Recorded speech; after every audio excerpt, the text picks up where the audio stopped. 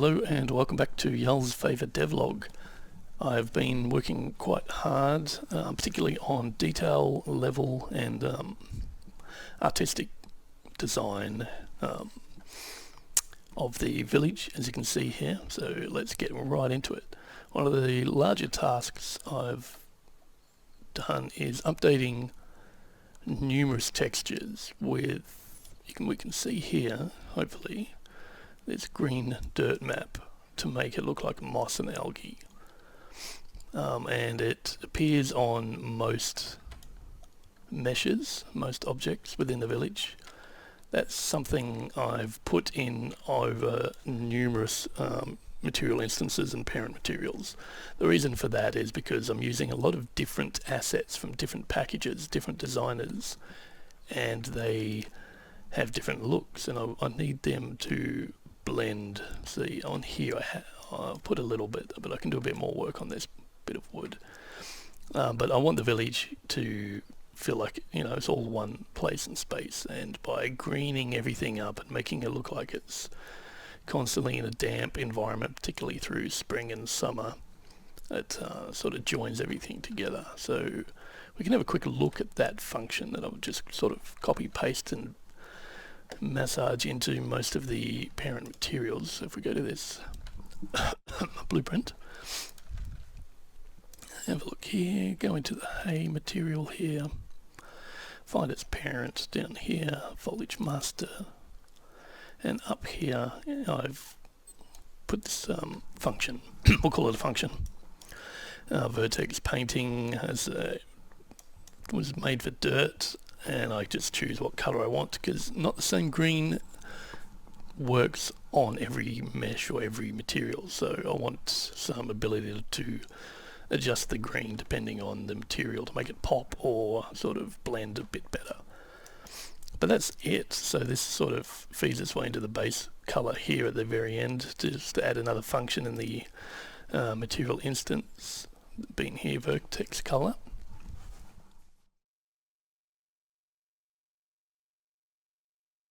As you can see, I've chosen quite a bright green for this one, but it doesn't pop that much, and so that's why I need that level of control, and obviously change the opacity as well, and that's on a large number of materials, the walls, fences, brickwork, a lot. And as I put more objects down on their materials, I then decide if I need to attach that function to that material.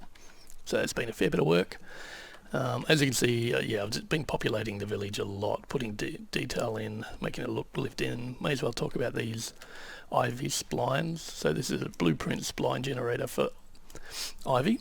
It's a little bit clunky. It can be hard to sort of, it takes a little bit of time. I'm getting better at it, but just to massage these splines into where you want them to, because every time you move, I'm not going to, because I like the way this looks, but every time you move one of these spline points, it randomizes. So I'm not a fan of that, but in the end, it's starting to look good, and it really joins the mesh to the landscape.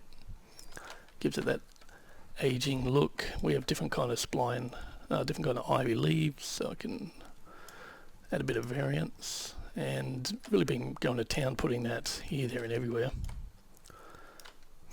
I think it's doing a lot of work to sort of make these 3D static objects connect with the land that they exist in. You can see we've got them everywhere. There's an overrun old village.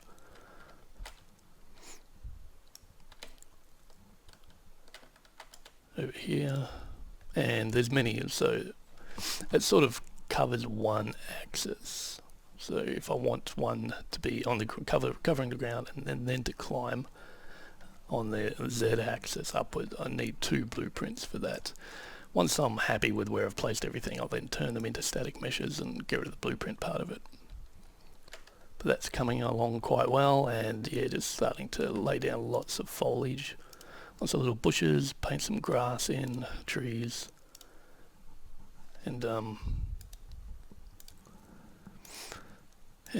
yeah, I think it's really gluing it together. I've made a few, so I've got some Megascans objects, So this stone wall is Megascans. This wheat is Megascan. So I created this foliage brush and took their wheat types and turned it into this windblown foliage. I think it looks okay. Wheat was not golden brown in medieval times, but I've made it that way just so it's easier for the viewer. It's going to be the same with pigs. Pigs were not really pink, and they didn't look quite like pigs do now, but sometimes it's easier to help the viewer connect by adding things that visually tell what they are. So if I made it the colour that wheat was, you wouldn't really know it was wheat. Anyway, I'm digressing. Got some hay stacks and things, so yes, lots of attention to detail has begun to really make this village look like a proper village. Not sure what I spoke about last time, like the blueprints in here, probably did, so I won't mention that. There's been a lot of work. This is slow going, but I'm sort of forging ahead quite well. So once I've got the landscape done, then I'll build inside. I'll furnish all these homes and build blueprints. Blueprints will be the lighting and the doors and maybe some objects that you can kick around, physics-based objects. Nothing quest related or game story related, that'll come later. Let's speed the camera up.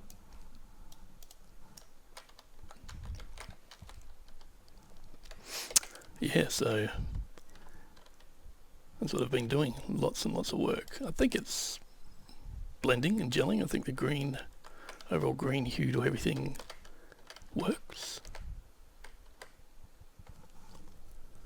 And it's starting to look like some kind of medieval Viking-ish village. I'm not sure last time if I spoke about water and waterfalls or when I did last. So we can see here I've got a lot going on in the waterfalls. Obviously I've still got the fluid flux liquid going on, then I've got these Niagara effect generators happening, sort of spline based for splashes.